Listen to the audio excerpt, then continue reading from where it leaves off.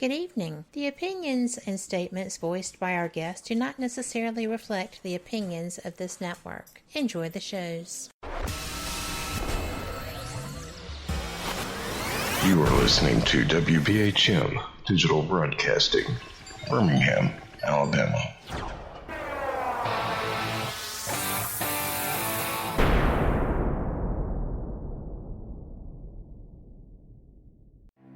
Headline edition, July 8, 1947. The Army Air Forces has announced that a flying disc has been found and is now in the possession of the Army. Army officers say the missile, found sometime last week, has been inspected at Roswell, New Mexico, and sent to Wright Field, Ohio, for further inspection. Now, historic films made in the spring of 1948 and just released show Eniwetok preparing for heavily guarded and still largely secret tests of new atomic weapons. The test's purpose is to measure atomic effects on thousands of different materials, 30,000 tons of them, not, as at Bikini, to prove military effectiveness.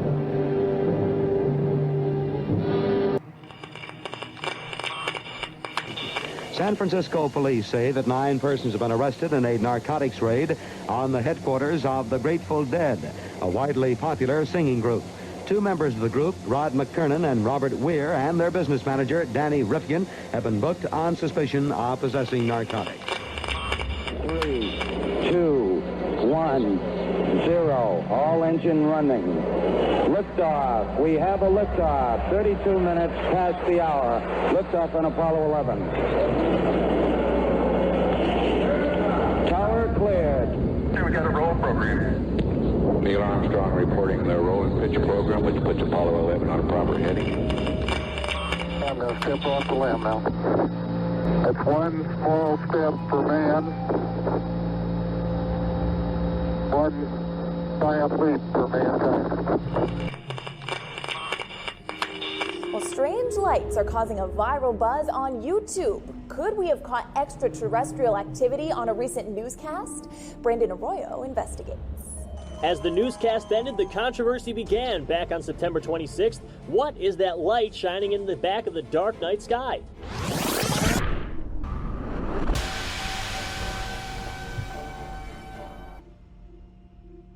With coverage reaching all the way back to 1948, for over 70 years, Fate magazine has brought you reports of the strange and unknown, all of them true.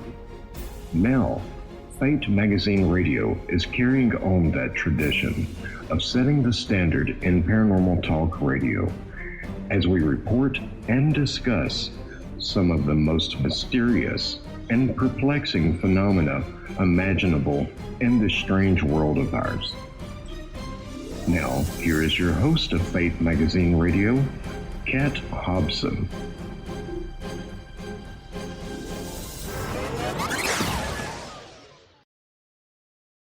Good evening. Welcome to WBHM Digital Broadcasting. You are listening to Fate Mag Radio, the online voice of Fate Magazine. I am so glad that you're here tonight because I actually think this is going to be a fantastic show. I have been chatting with Dr. Myke. He is interesting. You're going to like him. And there is no leniency. You're going to take ownership by the time you leave this show. I kid. But you are going to love it. Dr. Myke has been a pastor of a local church for 40 years. And to be with a church for that long is pretty astounding. He is very good at what he does. He has written a book, Why Do People Act That Way and What Can I Do About It? I think that it's going to be something that's very eye-opening for everyone. I found it interesting that his Doctor of Ministry degree was completed by his dissertation, The 5 Basic Emotions, A New Systems Approach. And that's pretty much what we have to work with, right? I think that this is going to be a lot of fun for me. I hope it's going to be a lot of fun for you. I have enjoyed everything that I've read. You can find him on Amazon. And I'm telling you, you can get this book and read it, and you may be frustrated sometimes, and you may not. He does all kinds of things. He is just an interesting man. I think my favorite is that he currently co-owns a school system in Honduras. That is a big deal to me. So, without further ado, because there's been a lot of ado, I am going to bring you Dr. Myke Merrill. Hi, Dr. Myke. Good evening, Kat. It's very, very good to be here with you. Well, I'm glad to have you. I have been looking forward to this, actually. I think it's going to be fun. Thank you. So, when you started, did you already have this outlook before you researched and wrote your dissertation?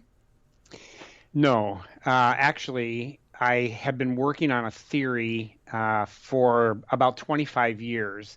It would be easy, of course, if you could sit down, if I could have sat down at my computer and just written out my concepts and just be brilliant, having the answers to profound questions. I have not experienced that life works like that. At least it does not for me. When I graduated from my undergraduate and then my master's level education, my center of study, one aspect of my study was in psychology and counseling. You mentioned that I have been a pastor. I've been a pastor of one local church for 40 years and involved in the lives of youth and families for about 7 or 8 years prior to that. So I got my training specifically for the role of being a pastor. And the background of that is somewhat interesting.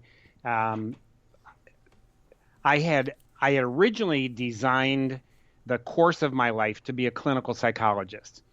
And the nature of clinical psychology is that the clinician really has control of the environment. You have an office, you have a setting, you put in certain kinds of furniture, you have certain decorations on the wall, you have a way the person enters that environment and leaves that environment. It's clinical.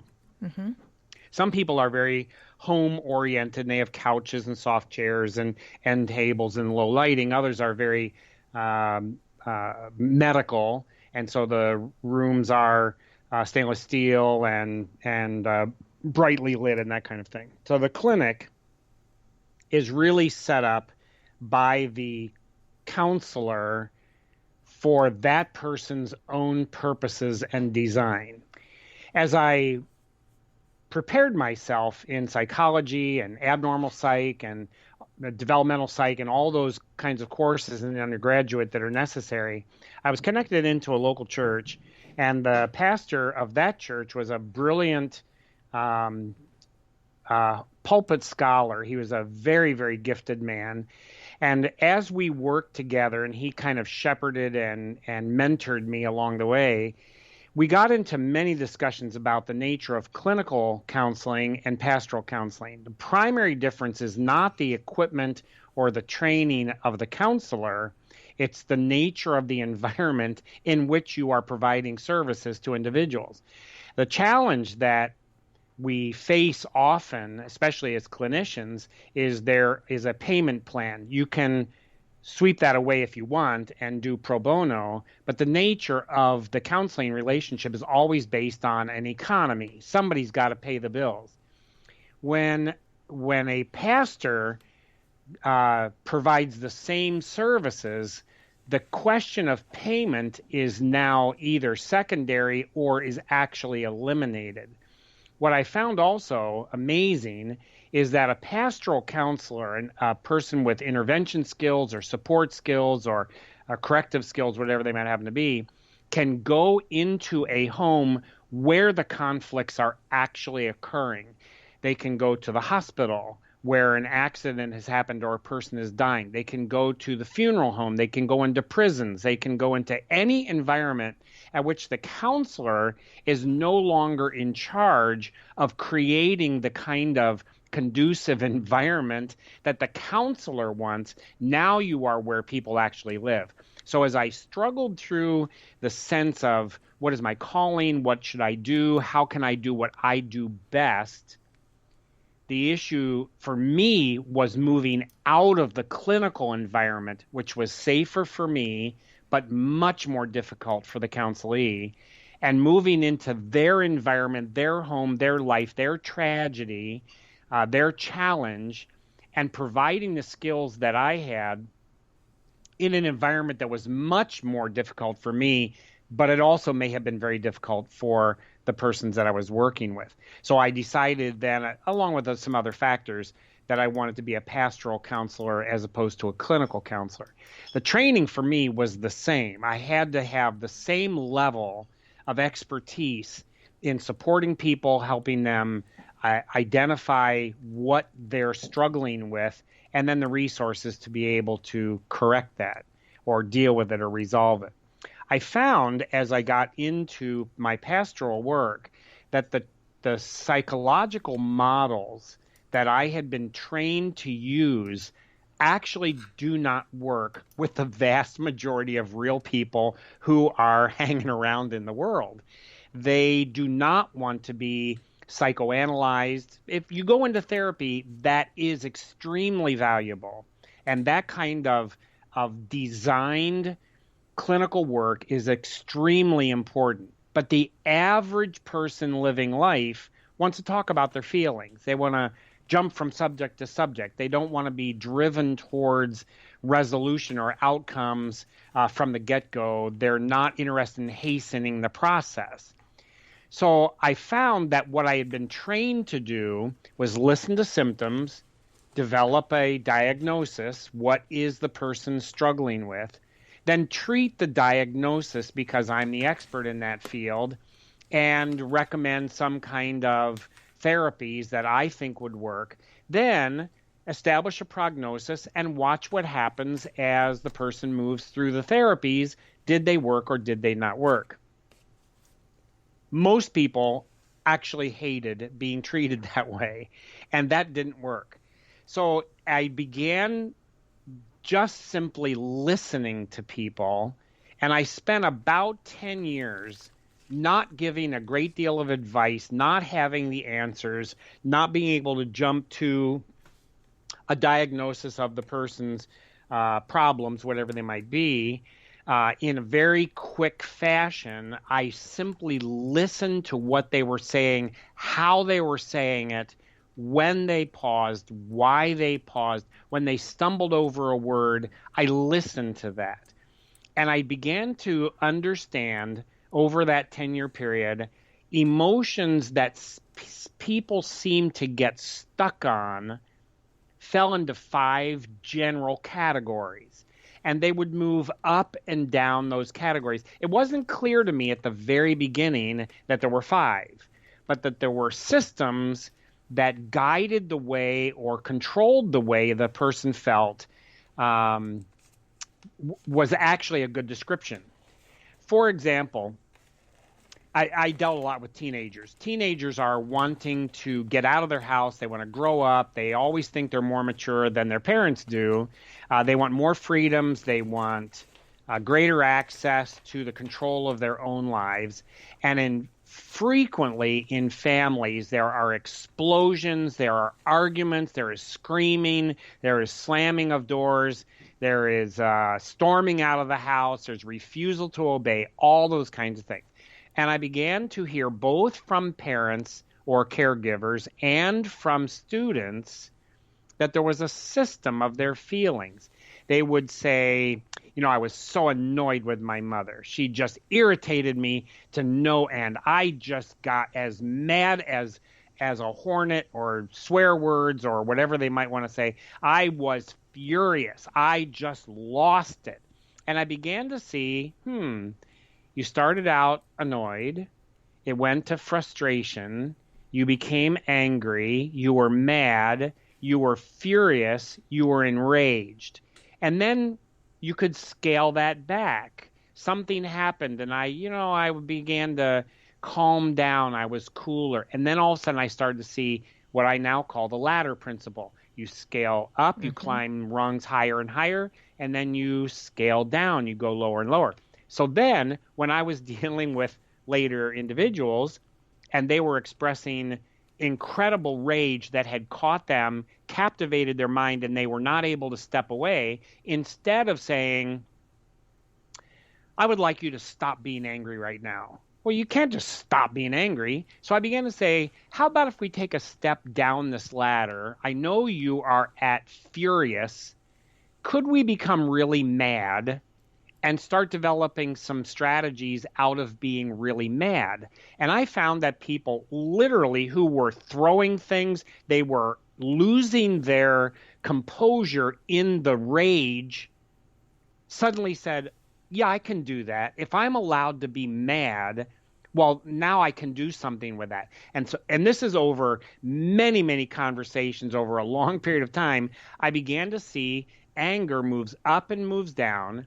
And if I gave permission to people to accept that anger is neither good nor bad, it's what you do with it that makes harm or benefit, then we got somewhere with people families who were very angry, congregations that I worked with that were very frustrated with each other, that were breaking apart. All those things began to fall into the cadence of how emotions would flow. Yes. So then I began to experiment with what other emotional groups can I discover.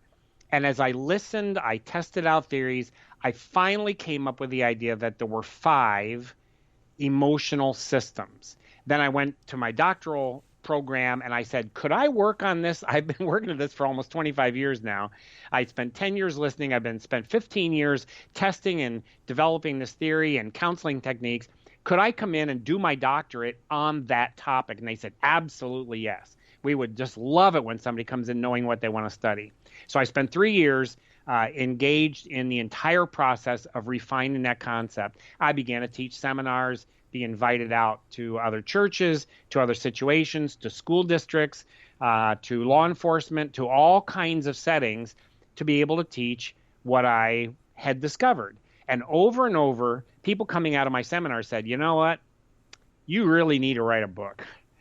And finally, as I heard that dozens of times, I said, what do you think the book should be called? I mean, 5 Basic Emotions, is that too clinical?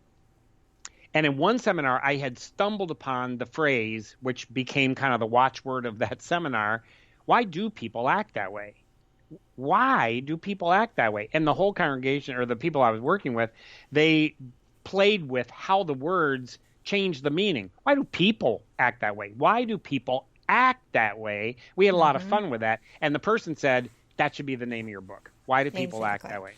Well, because that's one thing that when I was going through your information, I was like, well, yes, because depending on your tone and your emphasis through your sentence, it's a completely different sentence.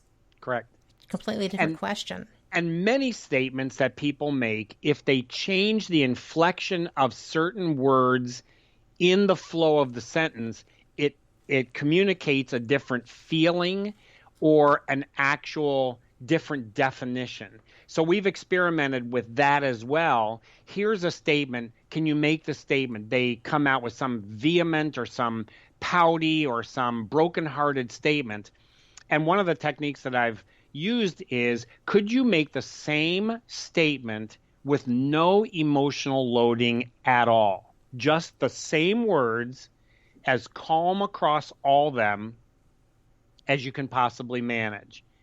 And people sometimes struggle with that, but when they reduce out the emotional intensity, loading the sentence, they hear their own words differently. That was an amazing discovery of, you have the right idea, but you've loaded it in a certain fashion. Let's now take your own statement and see where we can go with that. That became extremely helpful.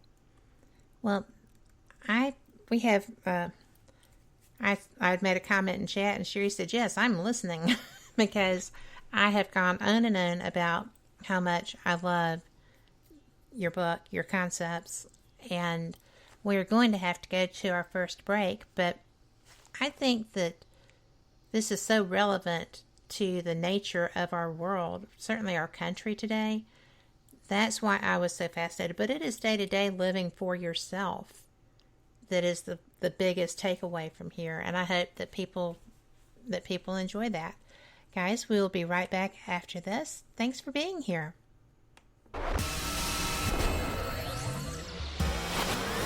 You are listening to WBHM Digital Broadcasting, Birmingham, Alabama.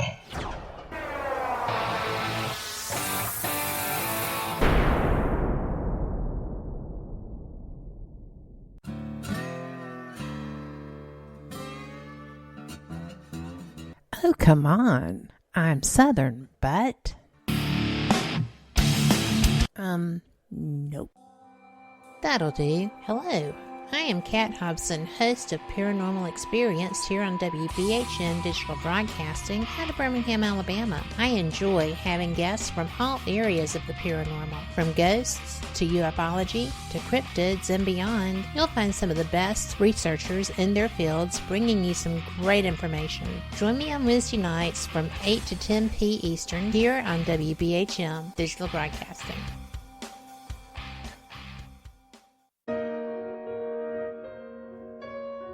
You are listening to WBHM Digital Broadcasting,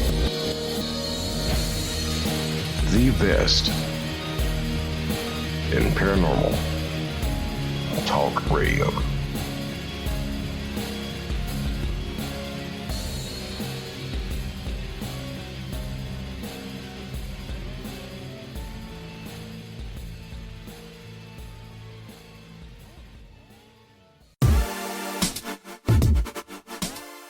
Listening to WBHM Digital Broadcasting, the best in paranormal talk, only on Paranormal Experienced Radio, broadcasting live out of Birmingham, Alabama.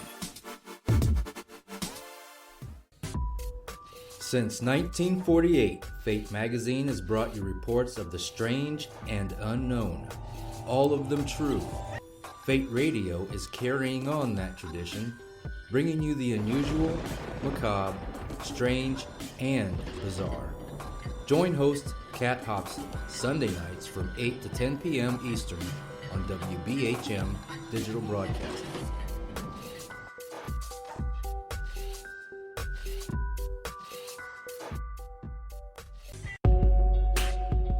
You are listening to WBHM Digital Broadcasting, the best in paranormal talk, only on Paranormal Experience Radio, broadcasting live out of Birmingham, Alabama.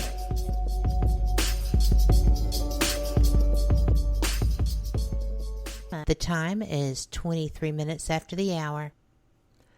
Welcome back to Fate Mag Radio. I am Kat Hobson, your host, also known as the Voice of Fate, believe it or not. I love that. A friend nicknamed me that. But we are the online voice of Fate magazine. I am joined tonight by Dr. Myke, and we are having such a great discussion already. And I hated to have to kind of step in on your conversation. There are times that I wish I didn't have to break. That was one of them. So, yeah, like I said, I think that this is such a relevant topic for, well, really for any time. But certainly now, because it seems that people are just allowing their raw emotion to take over everything and with no filters. And there are people being physically hurt and their lives being destroyed by that. And you sit there and you watch it and you're like, but you look like an adult. And I don't think that really has so much to do with it, does it?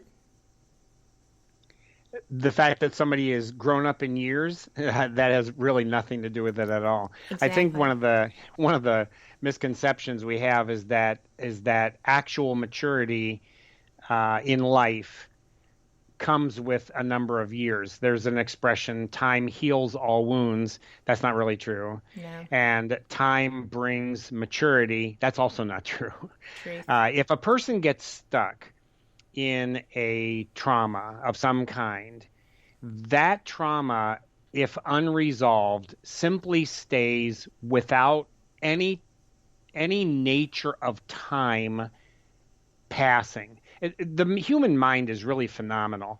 If your grandmother made cinnamon rolls, but she always loved to put in just a hint of anise, black licorice, just a tiny hint.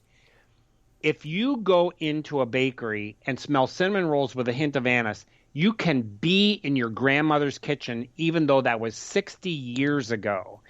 Your brain can take you into that moment instantaneously.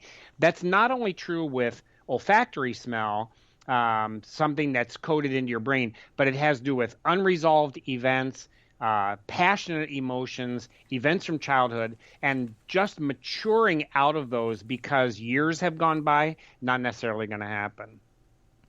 Well, I still, to this day, and my dad quit smoking a pipe long before he died, but I was in the middle of Atlanta Hartsfield not too long ago, and I smelled his tobacco. And I just immediately turned around looking for him. Sure, absolutely. Knowing that he's not there, knowing that he has crossed over. And I'm just like, oh, boy, that stuck deep. But I get what you're saying. You don't get past that.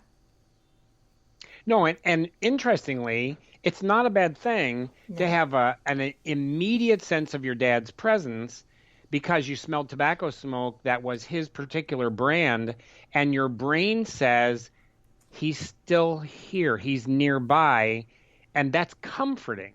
So it's not necessarily terrifying or scary. It is something that can be very relieving, and to be able to say, even though grieving has occurred, love is still there. Yes, exactly. You know, when we were talking before, it was about whether, love is bad, anger is bad, emotions being good, bad, not really ever indifferent. That's not really true, right? I don't think so. One of the premises that I have as a foundation of all the concepts that we teach, whether we're teaching through books and online conversations like this, we're training in corporate settings or in a seminar, we do a lot of that as well, is that emotion is neutral. There is no positive emotion and no negative emotion.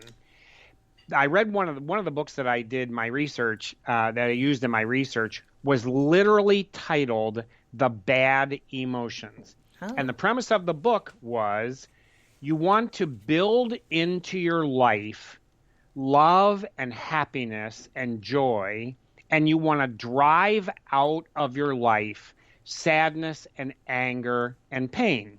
And they called those three emotions the bad emotions. Whenever you feel sadness or grief, or if you're angry or frustrated or whatever, those are bad feelings to feel, and you want to be able to get rid of those. And when you're in love and you're full of happiness and life is really good, you want to build your life around that. And as I grappled with that concept, there were quite a number of books that had that as a subtitle or a sub-theme or maybe some chapters in their resources that were devoted to overcoming the bad emotions. I developed a concept: no emotion is bad, no emotion is automatically good. So people ask me to illustrate that. They say, okay, you had made mention during the break, you love doing what you do. And I said, I can hear the smile in your voice when you talk. And the joy and the delight that you have in your field is very evident. One might say you love the broadcast world and connecting with your listeners. Love. What happens if love becomes more intense, more driving, more captivating to your mind and heart? Well, then you say, I am overly devoted to my profession. I am obsessed with my profession. I'm addicted to my profession. I am craving the next opportunity. I cannot step away from this. Now you have the same emotion as love. You want to draw it in. You want it part of your life. You grab hold of it. You pull it in. If you love waffles instead of pancakes, you'll always choose them on your plate. You want them in your life. That's what preferring or liking or loving something is. But when you become addicted to it, I'm not talking physical addiction, I'm talking emotional addiction, or you are obsessed with it, now it has become dangerous to your well-being and anyone who might get in your way. So you say, I love my kids. I don't want them to grow up.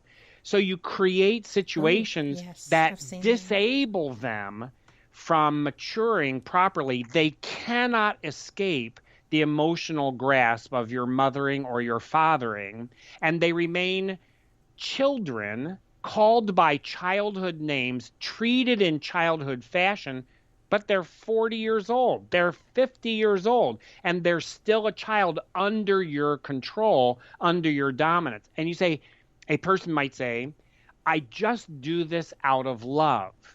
Well, now that love has become suffocating, and the word love no longer applies. Now it's an addiction. Now it's a compulsion. Now it's an obsession to have ownership of that person. So the love in that case is extremely unhealthy and very destructive. So we can't say automatically love is good. There are people who love hurting their spouse. They love cocaine. They love lying. They love thrill that's endangering themselves and others in their family. You can love things that are actually destroying you, and you can love things that bring life and effervescence and happiness. So love in and of itself is neither good nor bad. We have two very key questions that we ask in our training. We teach people how to ask these questions. Number one, what is this event? What is this action, this person, this object? What is it doing to me? What is this emotion doing to me? What is this thought doing to me? And the second key question is, and what do I do with it? Does my love now become destructive to someone else? I have my talons out. I have my teeth sharpened. I have my words in such a way that I can cut right to that person's heart because I am so focused on loving and managing them, never letting them go, that this has become destructive. So what I'm doing with my love and what it's doing to me, those become the really critical questions in moving towards a healthy relationship. Same thing is true with anger. In today's world, we've had events in the last 3 months that cause cultural and personal rage. This event should never, ever happen. And to watch Mr. Floyd's death and say, oh, I don't care. That doesn't bother me. People die all the time. What do we care about that? Or I am so filled with rage, I am going to actually change my world. I'm going to get a hold of something and I'm going to make change happen.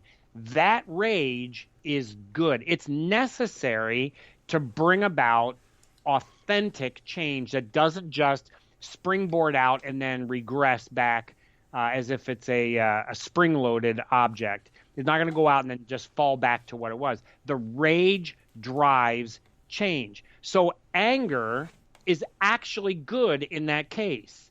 So it's not a bad emotion. It's what is it doing to you and what do you do with it?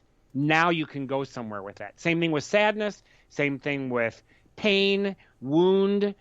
Same thing with joy and thrill. You can become overly focused on the next thrill experience and you can no longer actually enjoy life at all. So thrill can become destructive, but it can also become constructive. What's it doing to me and what do I do with it? Those are our two key questions. Well, is it something that you are allowing it to do to you? I mean, are you getting wrapped up in the drama or the emotion of the moment to your own detriment, perhaps? Or is it something that is not personally controllable? Ultimately, how a person behaves in this world, either by what they do or what they choose not to do, is very interwoven. It's impossible to step outside the total circumstances of your life and say, I'm purely cerebral about this. Really, Dr. Spock was an invention of script writers. There aren't people who lack emotion and are only mentally walking their way through life, that they're Vulcan. The reality is there is an interaction between our perceptions, our emotions, our motivations, and our behaviors. And so when a person is captivated by emotional triggers or motivational conflicts or perceptual inabilities to actually see the real world, the reality is they factor into how do you experience life. And it's not as easy as saying, oh, I'll just think my way out of this, or you can't touch me. A person has buttons, and others can learn how your buttons work. You're not a marionette. You're not a puppet on a string. That's true. But yes. If certain words, if I know that you are triggered, I just see it. I know you are triggered by a certain tone of voice or a topic that I bring up, then I can plot as a savvy individual. I can plot at a point at which I perceive you are too tired or your blood sugar is low or you're overloaded. Push that button and I know exactly how you're going to respond. So you say, I made you do that, kind of in a sense. I knew which buttons to push. You're the one who is engaging the behavior, but the reality is I knew how to funnel you into that action. So it's not as easy as saying, did life make this happen to me? It's a starting point. And now we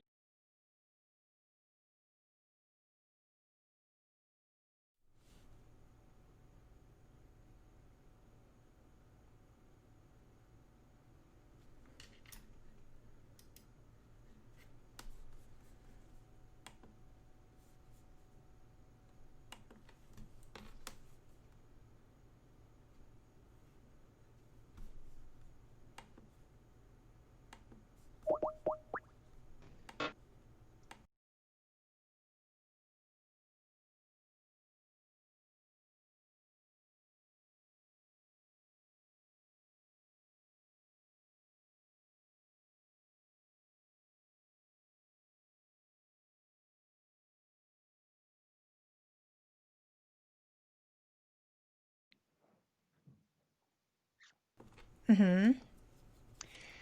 So the nature of emotion and our experience of the world is actually interwoven, and it's very hard for us to separate out what makes me respond a certain way and how am I doing the responding intellectually or by personal choice. It becomes a starting point anyway, and we can begin to unravel what appears to be the cat got into the yarn basket and has tangled everything up. It looks like it's hopeless. It's not necessarily, but it's a place that we can start. Well, you've got to recognize what power you're giving to people. Like you said, you didn't cause the emotion. You didn't make them like that. And they were not necessarily aware that you were going to have that power. But it can happen that way. What's interesting is many people tend to